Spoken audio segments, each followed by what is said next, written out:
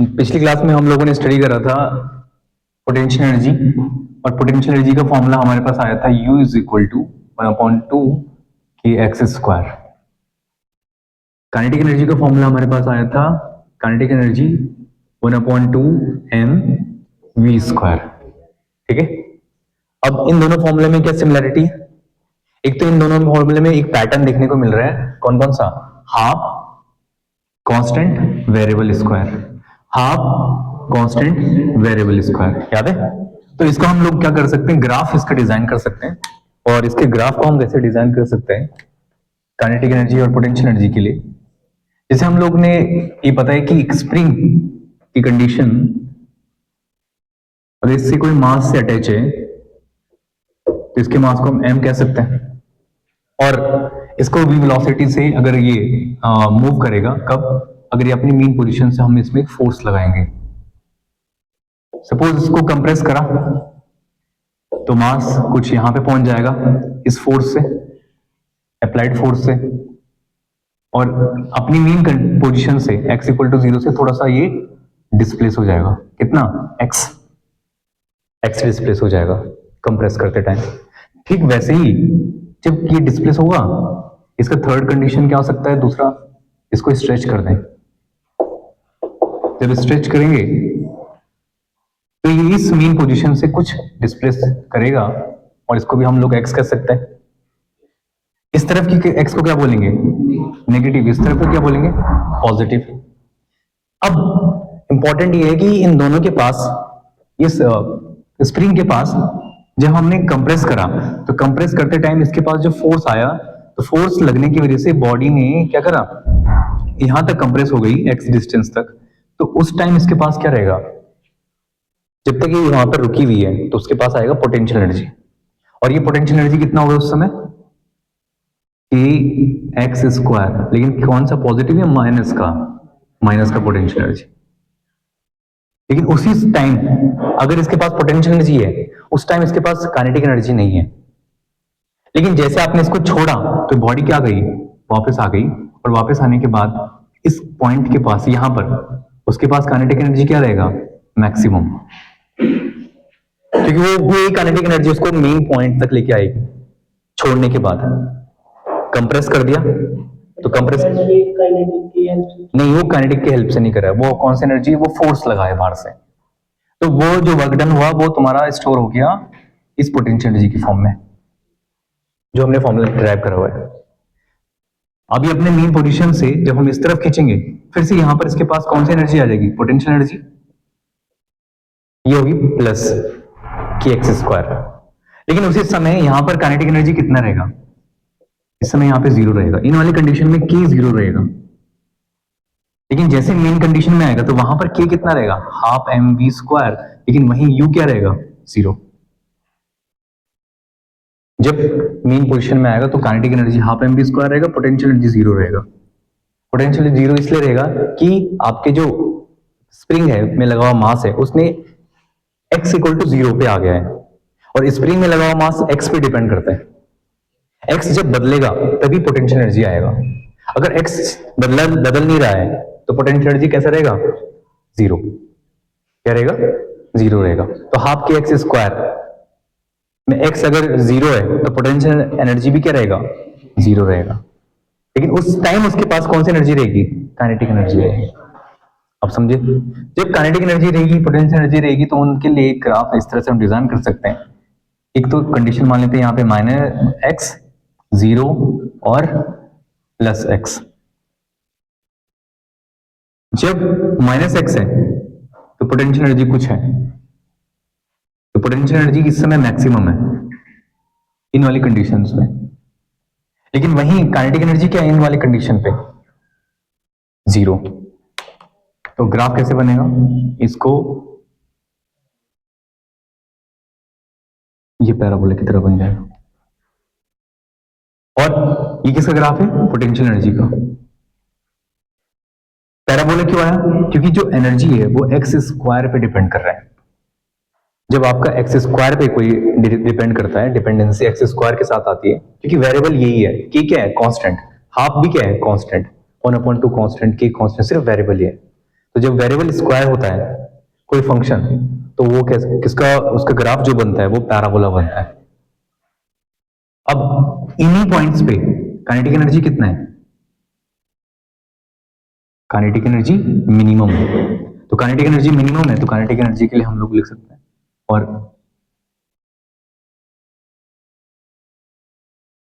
Kinetic energy यहां पे maximum है और यहां पे मिनिमम है।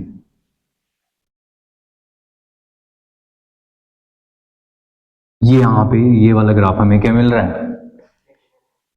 काइनेटिक एनर्जी मैक्सिमम कब है, जब पोटेंशियल एनर्जी जीरो है। तो ये तुम्हारा काइनेटिक एनर्जी का ग्राफ है, और ये किसका है, पोटेंशियल एनर्जी का। तो पोटेंशियल एनर्जी आप लोगों का -x और +x पे मैक्सिमम होगा। ये है kx² प्लस का, और ये कितना है, -kx², -kx²। लेकिन वहीं इन वाली जगह पे k कितना है, 0। यहाँ पे k कितना है, 0। काइनेटिक एनर्जी जब 0 रहेगा तो पोटेंशियल एनर्जी मैक्सिमम होगा, और जब पोटेंशियल एनर्जी मैक्सिमम रहेगा तो काइनेटिक एनर्जी 0 रहेगा। और काइनेटिक एनर्जी जहां पर तुम्हारा मैक्सिमम है, ये देखिए ये वाला पॉइंट है, ये ½mv²। तो एक तरफ जाता है पोटेंशियल एनर्जी, जब बहुत ही मिनिमम होगा तो काइनेटिक एनर्जी उस समय मैक्सिमम। जब पोटेंशियल एनर्जी क्या रहेगा, मैक्सिमम, तो काइनेटिक एनर्जी मिनिमम। तो ये ग्राफ आता है किसके लिए, पोटेंशियल एनर्जी और काइनेटिक एनर्जी, इन दोनों का जहां जहां पे पॉइंट कट कर रहे हैं, यहां पर पोटेंशियल एनर्जी और काइनेटिक एनर्जी दोनों क्या रहेंगी, इक्वल। तो यहां पर हम लोग लिख सकते हैं E = K + U,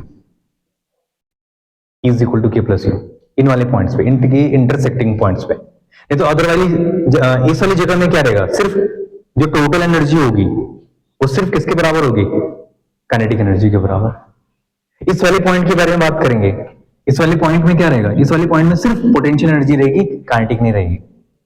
लेकिन जब ये वाले पॉइंट मिलेंगे, इंटरसेक्टिंग वाले पॉइंट, जहां पर एक दूसरे को क्या कर रहे हैं, प्रतिच्छेद कर रहे हैं, इंटरसेक्ट कर रहे हैं, काट रहे हैं, तो उन वाले पॉइंट्स में हमें मिलेगा total energy.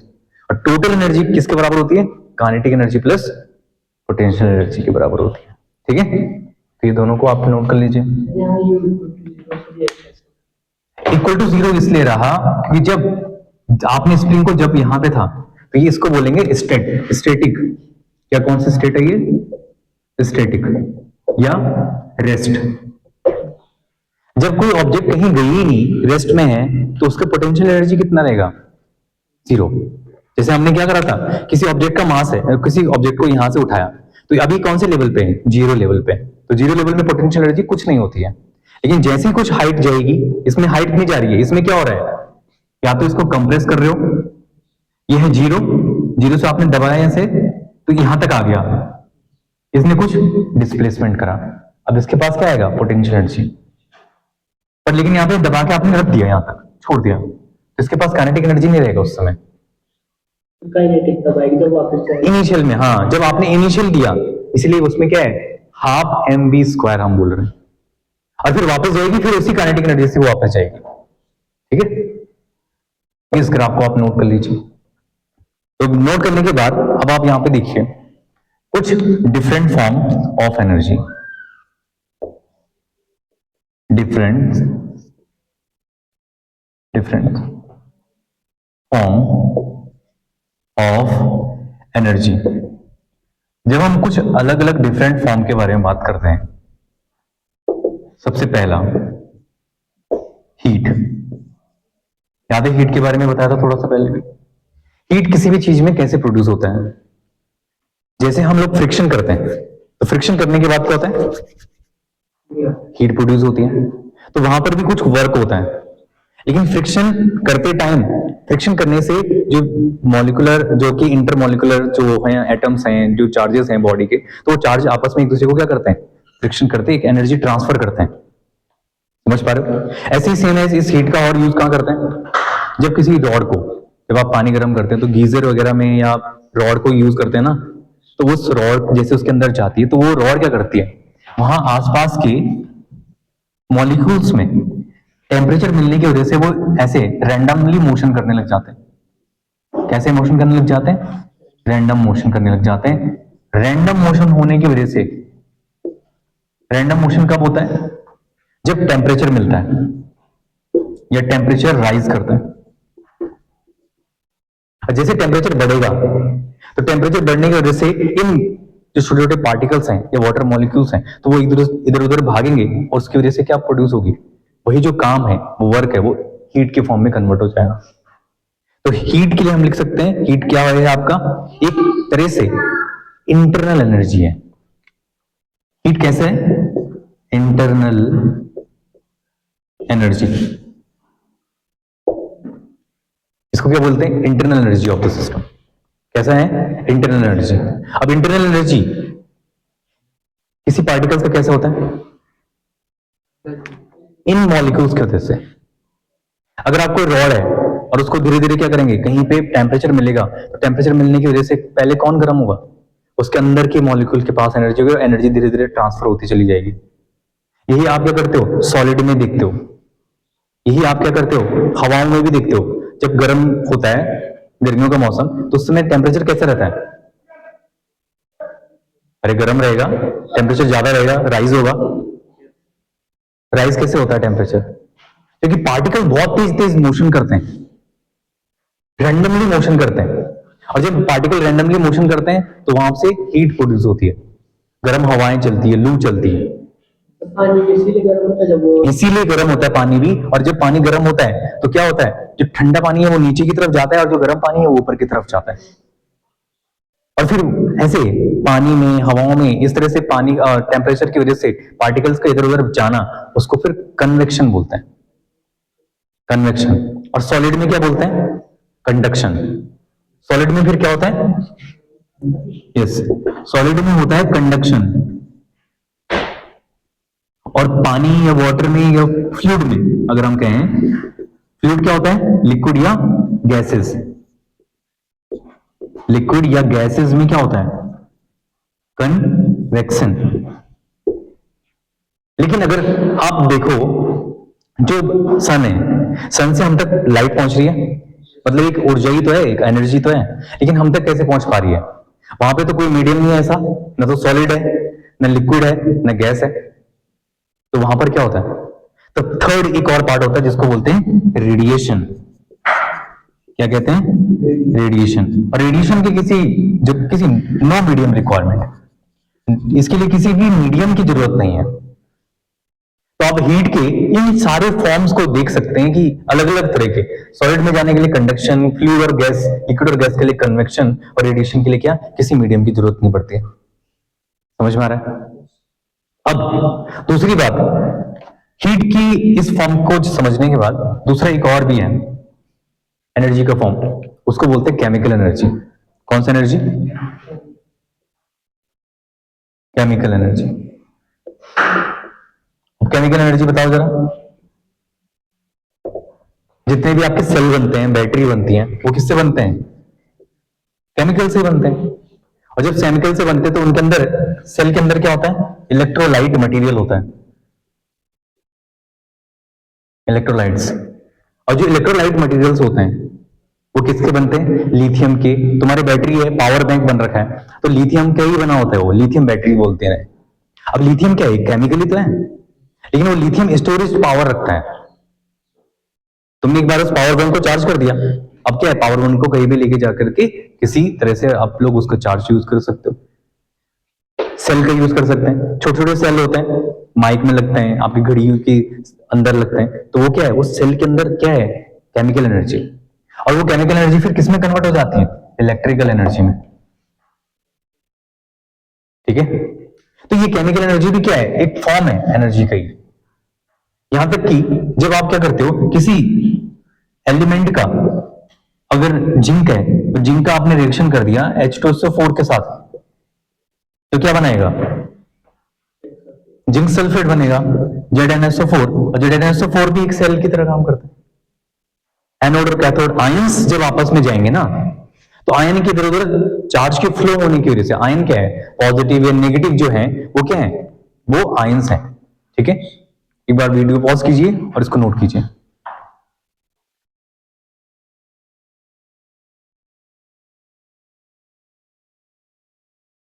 Hydrogen gas evolve हो जाएगा। और हाइड्रोजन कैसा होता है, इसी हाइड्रोजन का यूज करा जाता है आजकल कई तरीके से मैन्युफैक्चरिंग में, ग्रीन एनर्जी में।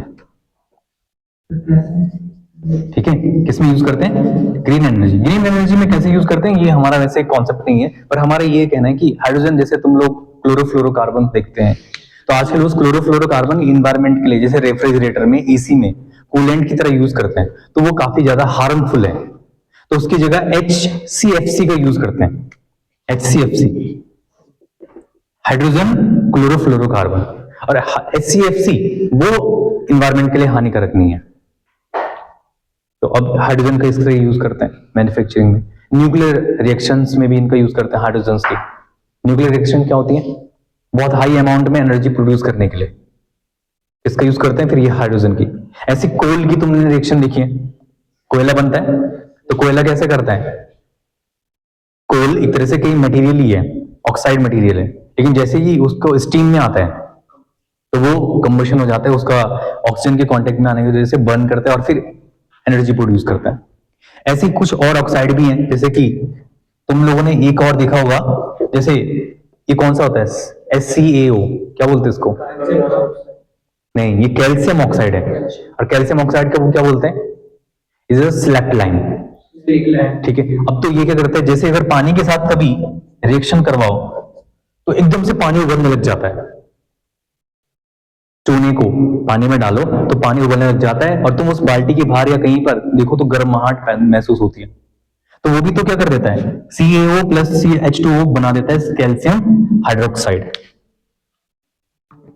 CaOH का होल ट्वाइस, और प्लस प्लस साथ साथ में क्या करता है? हीट प्रोड्यूस करता है। तो अब ये क्या है? ये केमिकल रिएक्शन है ना, तो केमिकल रिएक्शन जब हो रही है तो वहां पर हीट प्रोड्यूस हो रही है, जब हीट रिलीज होती है तो आप इस तरह की रिएक्शन को क्या बोलते हो? एक्सोथर्मिक। ये एक्सोथर्मिक रिएक्शन है। तो ये कैसे है? एनर्जी की अलग अलग फॉर्म है।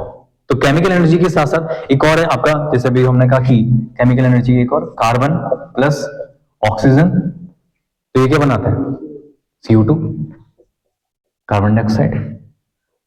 ठीक है, कार्बन डाइऑक्साइड भी इन्वायरमेंट के लिए जरूरी है, यहां पर यहाँ के टेम्परेचर को बनाए रखने के लिए। अगर यहाँ अर्थ का टेम्परेचर एकदम से क्या हो जाएगा? कम हो जाएगा, तो सारी की सारी चीजें जम जाएंगी।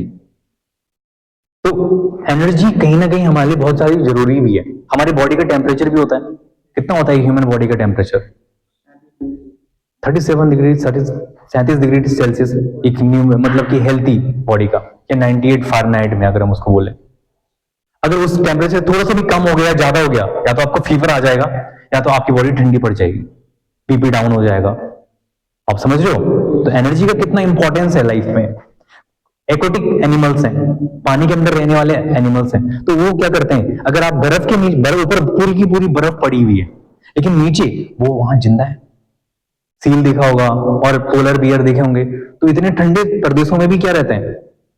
जिंदा रहते हैं ना, सरवाइव कर रहे हैं। क्यों कर रहे हैं? ऊपर, हाँ, एनर्जी की वजह से वहां पर हीट को बनाए रखे हुए हैं। पानी का जो ऊपर का आइस का जो टेम्परेचर होता है और पानी की नीचे का जो टेम्परेचर होता है, आइस के नीचे कैसा है? पानी मेल्ट की फॉर्म में, तो वहां आराम से सरवाइव करते हैं एक्वाटिक एनिमल्स। समझ पा रहे हो आप? इस तरह से एक दूसरा ये पार्ट हो गया। थर्ड, हम लोग एनर्जी की एक और फॉर्मेशन को समझते हैं, जिसका नाम है इलेक्ट्रिक एनर्जी। कौन सा energy? Electric energy. Electric energy बताइए क्या होता है? इलेक्ट्रिक एनर्जी तुम्हारी ऐसी एनर्जी है जो भी चार्जेस इधर उधर मूव करते हैं, तो चार्ज के मूव होने की वजह से ये प्रोड्यूस होती है। और जब ये चार्ज किसी एलिमेंट के पास पहुंचते हैं, जैसे कि टंगस्टन वगैरह के पास, तो वो क्या करते हैं? ये बल्ब कैसे बना?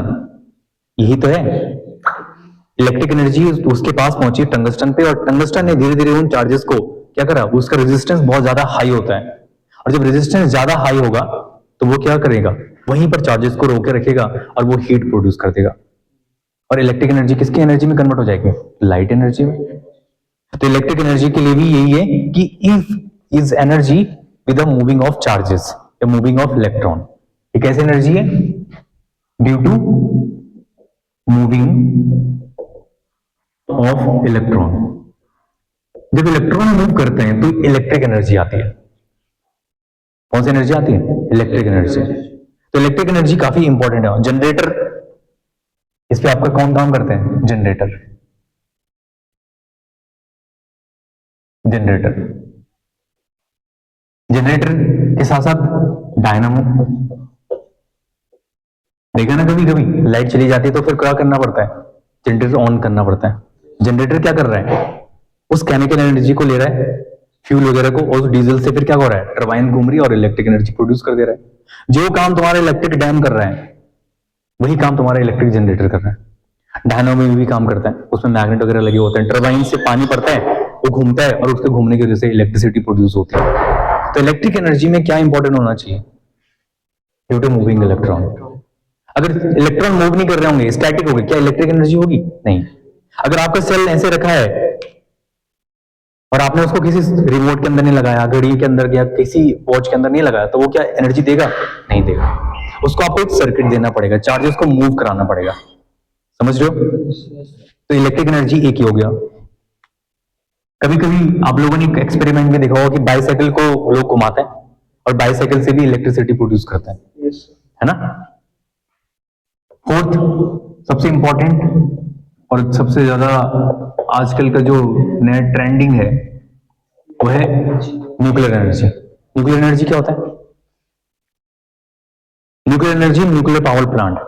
जब किसी यूरेनियम को, मतलब जो रेडियो एक्टिव एलिमेंट्स होते हैं, और इनके पास बहुत ज्यादा हाई अमाउंट में बम्बार्डमेंट की जाती है, किसकी? न्यूट्रिनो की। तो वो न्यूट्रिनो में से क्या होता है? एक तो पहले अपने छोटे छोटे न्यूक्लिया में टूटते हैं। एक बहुत बड़ा जब न्यूक्लिया होता है और उसमें हाई अमाउंट पे न्यूट्रॉन्स की बौछार कर जाती है, बम्बार्डमेंट करते हैं, तो वो क्या करता है? छोटे छोटे टुकड़ों में टूट जाता है और साथ साथ एनर्जी रिलीज करता है। वो एनर्जी होती है रेडिएशन जैसी। ये कैसे एलिमेंट की वजह से होता है? Radio active element. अब हमारी अर्थ की कोर में क्या है? बहुत सारे रेडियो एक्टिव एलिमेंट हैं। तो यही हो रहा है कि उनके पास जैसे एनर्जी आती है वो छोटे छोटे टुकड़ों में टूटते हैं और ज्यादा अमाउंट में एनर्जी प्रोड्यूस करते हैं। ठीक है? तो एक तरह से तुम्हारा जब भी कोई whenever ठीक है, there are changes in whenever there are changes in इसमें nuclear configuration, whenever there are changes in nuclear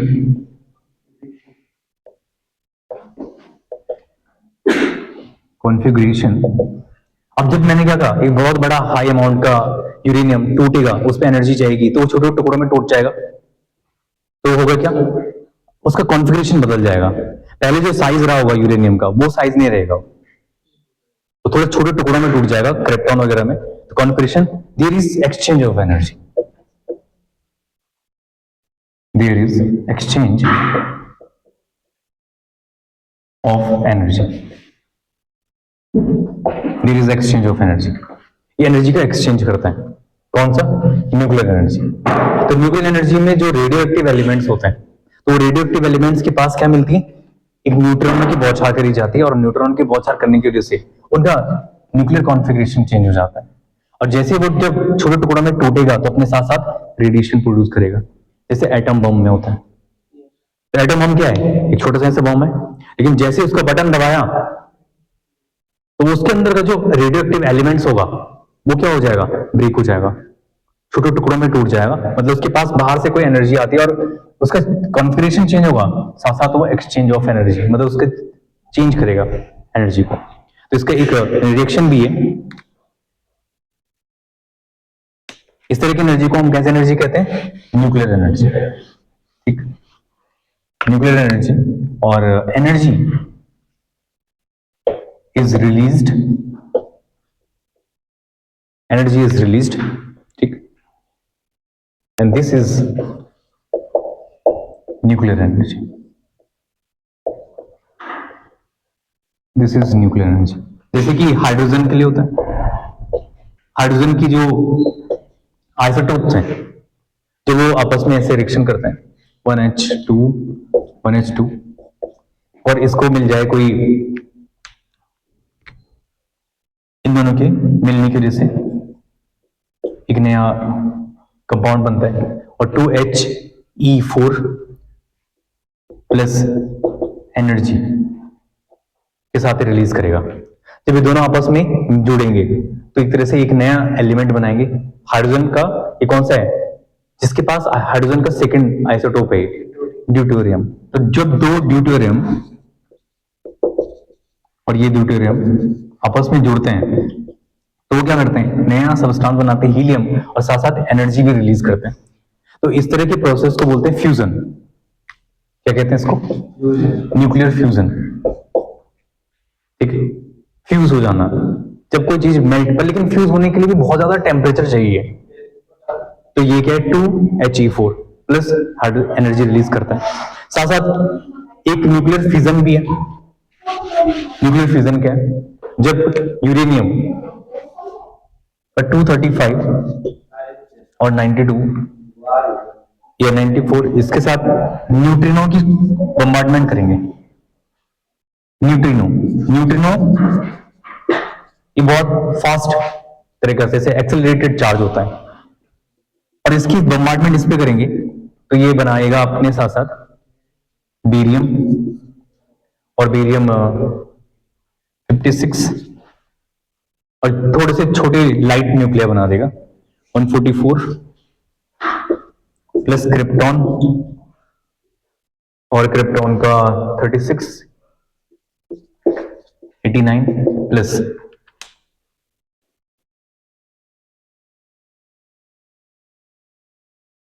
क्या क्या बनाएगा, एक तो न्यूट्रिनो, ये यूरेनियम है,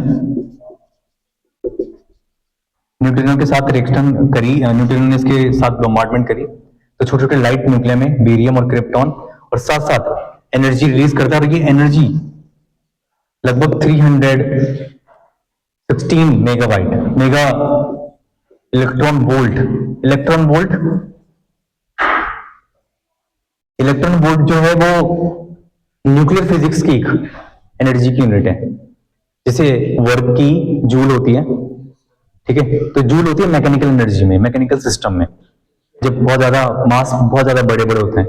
लेकिन जब छोटी होती है तो होता है इलेक्ट्रॉन वोल्ट। तब कितना होता है, इलेक्ट्रॉन वोल्ट। तो electron volt used in nuclear physics,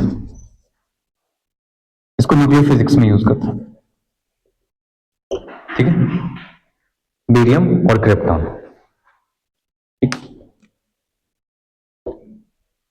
और साथ साथ एक और है कि इस वाले प्रोसेस को क्या बोलेंगे, यहां पर बहुत बड़ा एटम, तो ये न्यूट्रिनो की बम्बार्डमेंट हुई तो ये छोटे छोटे टुकड़ा में टूट गया, तो इसको बोलेंगे फिजन।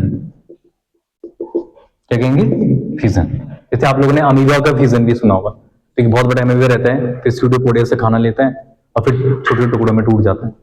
तो न्यूक्लियर एनर्जी भी एक फॉर्म है किसका, एनर्जी का। तो न्यूक्लियर एनर्जी कहां से आता है, रेडियोएक्टिव एलिमेंट से। तो रेडियोएक्टिव एलिमेंट्स जब भी क्या करते हैं, चेंज इन न्यूक्लियर कॉन्फ़िगरेशन, तो उनकी कॉन्फ़िगरेशन की वजह से एक्सचेंज ऑफ एनर्जी होता है। उससे पहले क्या होता है, इलेक्ट्रिक एनर्जी। इलेक्ट्रिक एनर्जी कैसा है, जब भी कोई चार्ज मूव करेगा, अगर चार्ज रेस्ट में होगा तब एनर्जी रिलीज नहीं होगी, तब एनर्जी नहीं आएगी। चार्ज अगर मूव करेगा, चार्ज अगर इन मूविंग फॉर्म, जैसे जनरेटर में है, डायनामो में, तो यहां पर चार्ज मोशन कर रहा है, तो चार्ज के मोशन की वजह से एनर्जी मतलब इलेक्ट्रिक एनर्जी आती है। जैसे बल्ब के अंदर है, बटन ऑन करा, चार्ज गए, फिलामेंट गर्म हुआ, फिलामेंट गर्म होने की वजह से लाइट एनर्जी में वो कन्वर्ट हो गया, तो ये इलेक्ट्रिक एनर्जी है, समझ रहे हो। तो ये चार, और एक और फॉर्म एनर्जी का जो बहुत ही ज्यादा फेमस है, इस एक इलेक्ट्रॉन वोल्ट को थोड़ा सा समझा देते हैं। एक इलेक्ट्रॉन वोल्ट हमने क्या कहा, कब है, न्यूक्लियर फिजिक्स में हम यूज करते हैं इलेक्ट्रॉन वोल्ट को। कहां यूज करते हैं इसको, न्यूक्लियर फिजिक्स में उसका यूज करता है। जब आपका जो मास है वो बहुत छोटा हो, मतलब एक इलेक्ट्रॉन का मास कितना होता है, 9.1 × 10⁻³ kg, तो इतना छोटा हो तो एक इलेक्ट्रॉन हम बोलते हैं, एक इलेक्ट्रॉन वोल्ट इज 1.6 × 10⁻⁻19 कूलम। एक इलेक्ट्रॉन पे जितना चार्ज होगा, और सॉरी इतनी एनर्जी जूल के बराबर। जैसे सबसे बड़ी यूनिट क्या है? जूल। फिर उसके बाद हम लोग जो खाना वाना खाते हैं वो किसमें? कैलोरी। कैलोरी भी होता है ना, एक कैलोरी कितना होता है? 4.2 या 4.1 जूल के बराबर। तो वही इलेक्ट्रॉन वोल्ट हम न्यूक्लियर फिजिक्स में यूज करते हैं एनर्जी का ही। तो एक जूल एनर्जी का मतलब है कि उसके पास 1 इलेक्ट्रॉन वोल्ट मतलब कि 1.6 × 10⁻19 तक इतना उसके पास जूल होना चाहिए, तो एक इलेक्ट्रॉन वोल्ट उसको बोलेंगे। और जो इलेक्ट्रिक एनर्जी का एक और फॉर्म है जो घरों में हम लोग यूज करते हैं, वो क्या है? 1 किलोवाट आवर। 1 किलोवाट आवर क्या होता है? किलो का मतलब 1000, वॉट आर का मतलब 3600 सेकेंड, 3.6 × 10⁻6 जूल। ये 1 किलोवाट 1 किलोवाट आवर है। ठीक है, बातें नहीं। 1 किलोवाट आवर 3.6 × 10⁻6 जूल, ये 1 किलोवाट आवर है। इसको ये क्या बोलते हैं? 1 यूनिट भी बोलते हैं। ठीक है, और ये कॉमर्शियल यूनिट है। कैसे यूनिट है? कॉमर्शियल।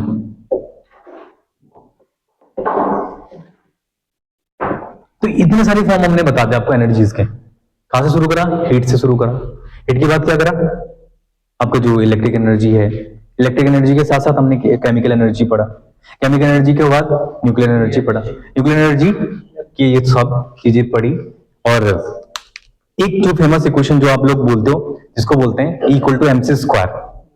तो एनर्जी का एक वो फॉर्म भी है, लेकिन वो फॉर्म आता कैसे है? वो है आपका फोटोन की वजह से। किसकी वजह से? फोटॉन्स की वजह से। फोटोन क्या होता है? यस, क्वांटा या packet of bundle of lights, जिसको फोटॉन्स बोलते हैं। ठीक, उसके पास जो एनर्जी होती है वो h के बराबर एनर्जी होती है।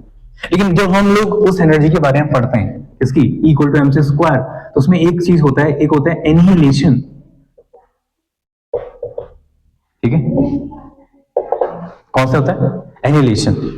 अब एनिहिलेशन प्रोसेस क्या है कि जब दो डिफरेंट तरह के चार्जेस आपस में मिलते हैं, डिफरेंट तरह के चार्जेस मतलब कि इलेक्ट्रॉन और इलेक्ट्रॉन के ठीक अपोजिट नेचर का होगा, प्लस इसको बोला जाता है पॉजिट्रॉन।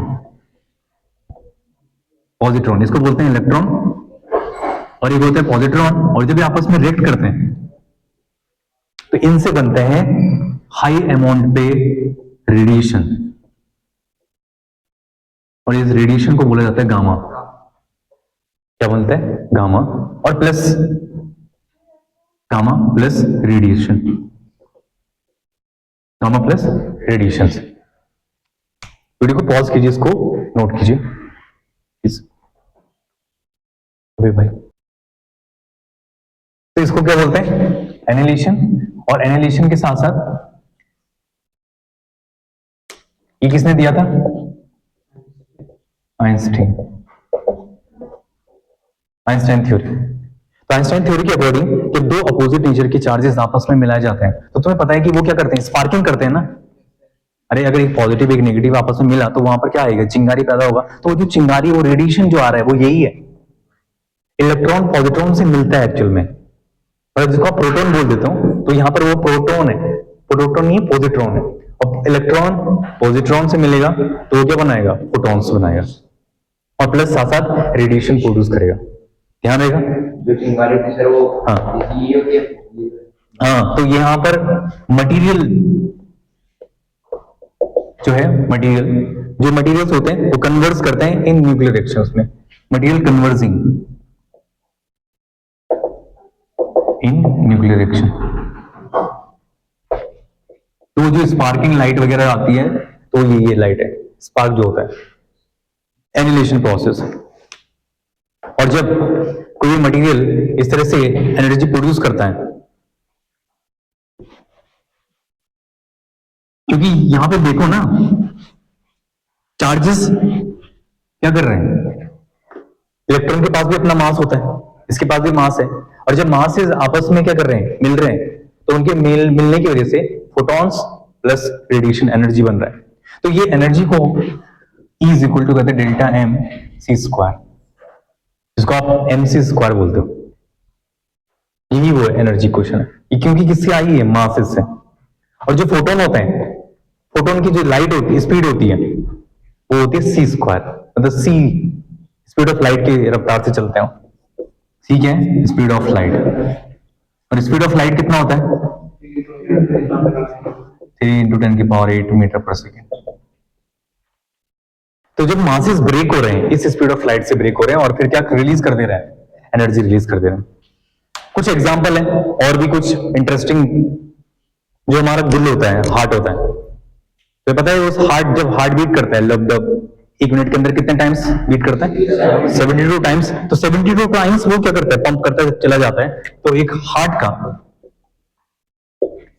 जो एनर्जी चाहिए होती है वो लगभग होती है 0.5 जूल के बराबर। कितना, 0.5 जूल। अब समझ में आ रहा है एनर्जी कितनी रोचक है, एनर्जी कितनी इंपॉर्टेंट है। साथ साथ आप जो खाना खाते हैं, तो खाना भी क्या करता है, एनर्जी में कन्वर्ट कर देता है, जैसे कि ग्लूकोज वगैरह में। तो वो हम लोग जो भी खाना फूड खाते हैं, फूड ईट, तो लगभग 10⁷ इतनी जूल एनर्जी वो प्रोड्यूस करता है। हर टाइम में जो भी मील आप ले रहे हैं, तो मील इतनी एनर्जी प्रोड्यूस करता है। साथ साथ जो भी कुछ फूड ईट करते हैं या फूड क्या करते हैं, इनटेक, क्या बोलते हैं आप फिजिक्स की, बायोलॉजी की भाषा में इनटेक ना, तो इनटेक बोलते हो आप उसको।